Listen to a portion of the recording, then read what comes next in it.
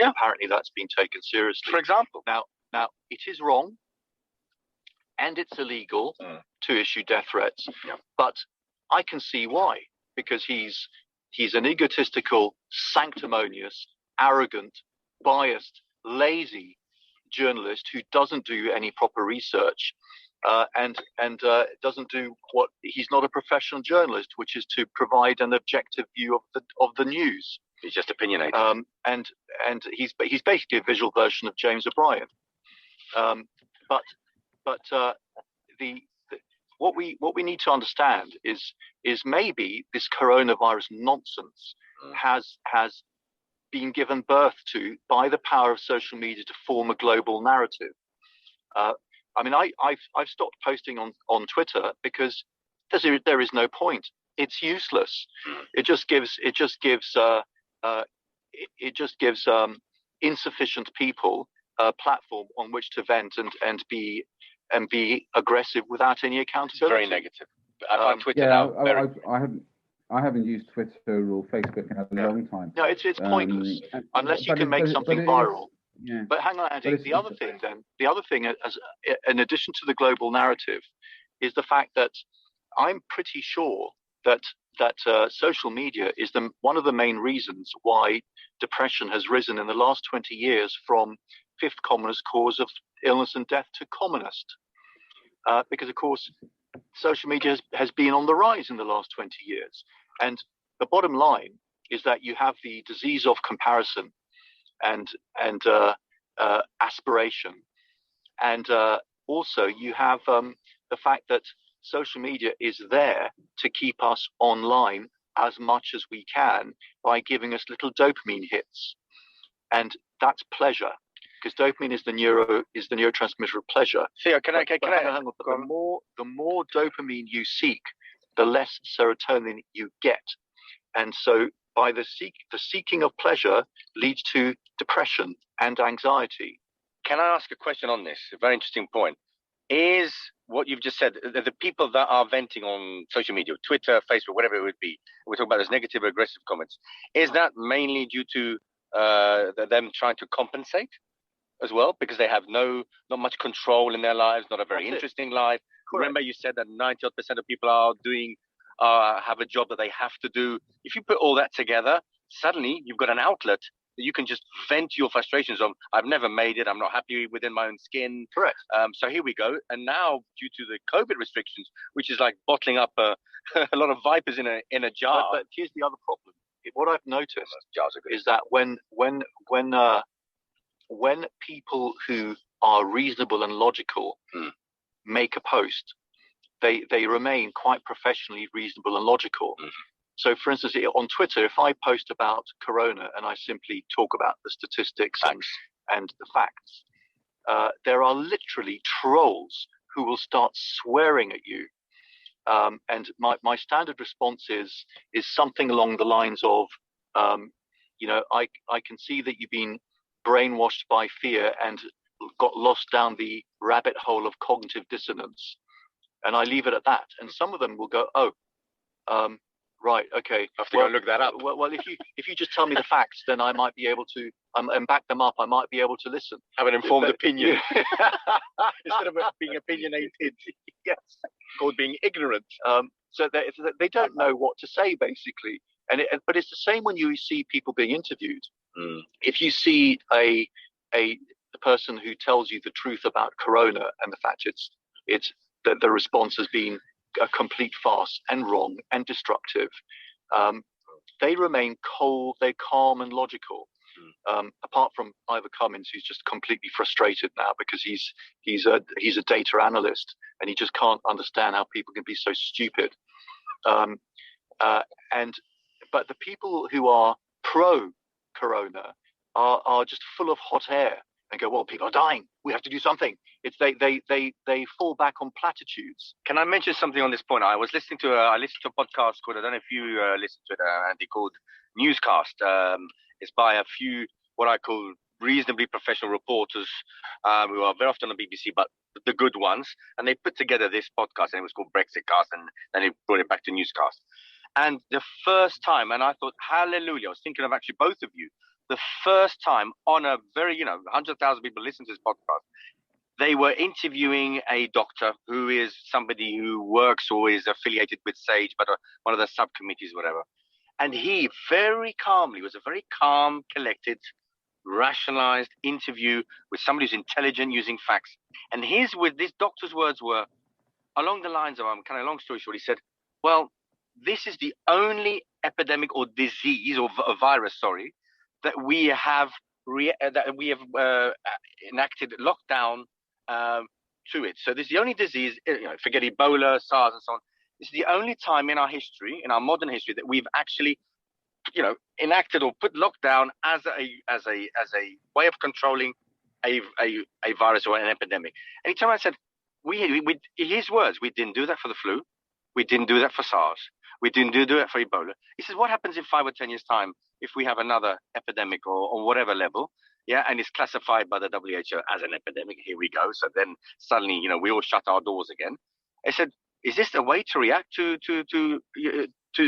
an epidemic? Should we just keep on locking things down? He said, because, and then he carried on, because what?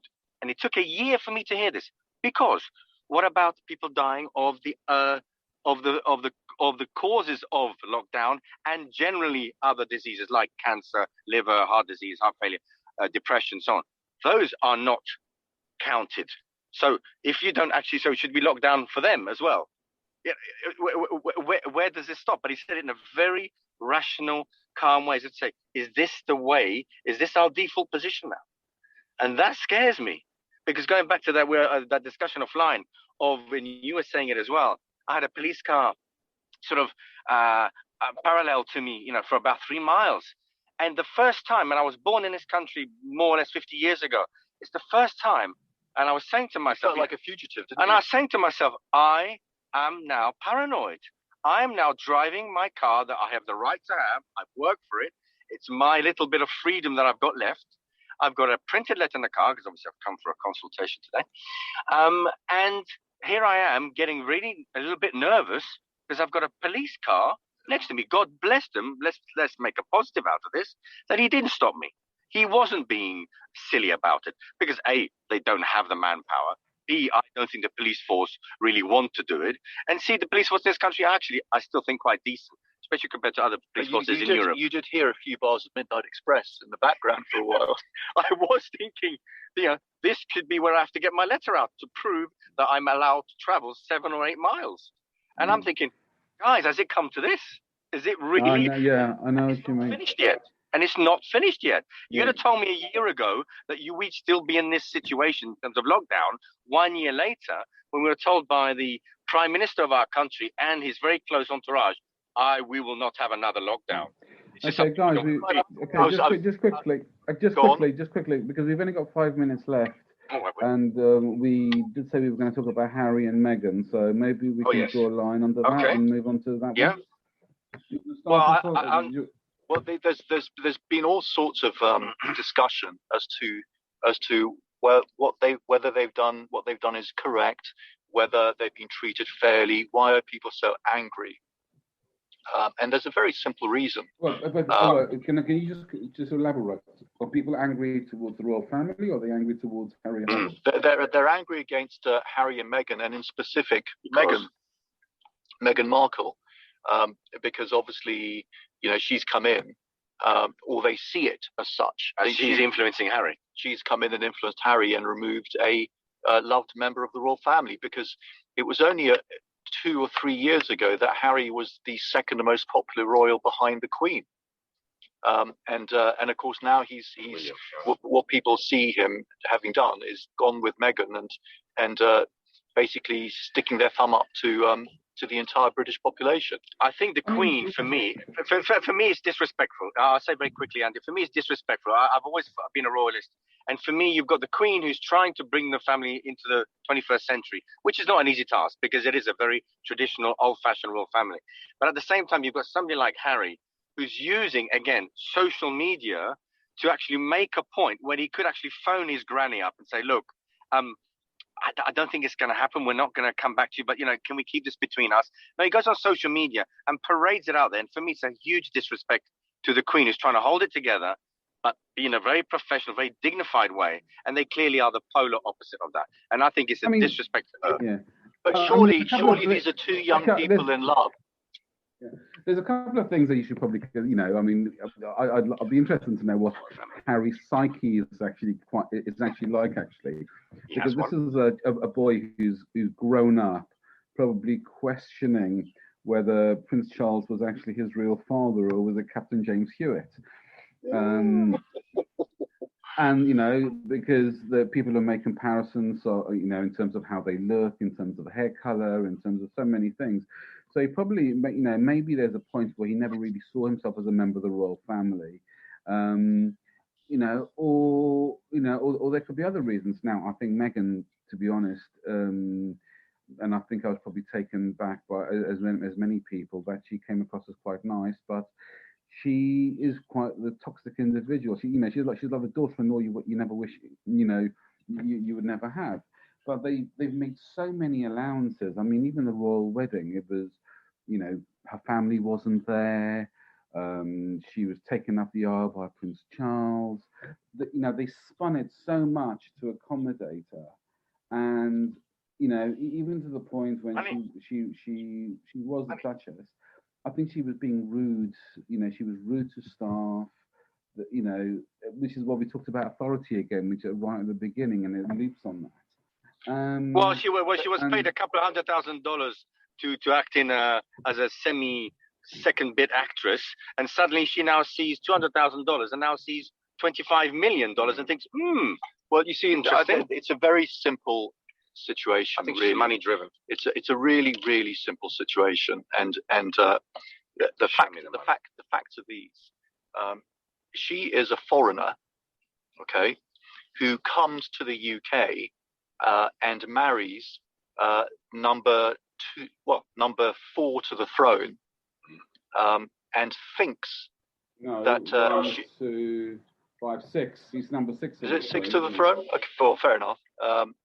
6 to the throne, but very, very close to the throne, and thinks that she has a right to completely ignore all of her obligations which come with that. I'll give you an example. You see, the point is you have to know your position. If you're a senior public figure, you are going to be held to different standards to someone if you're not. A doctor, a lawyer are held to different standards because with it comes certain privileges. And the fact is that the royal family have a job. They have title because they have a job. They haven't earned it, any of them, but it is their duty to function within it.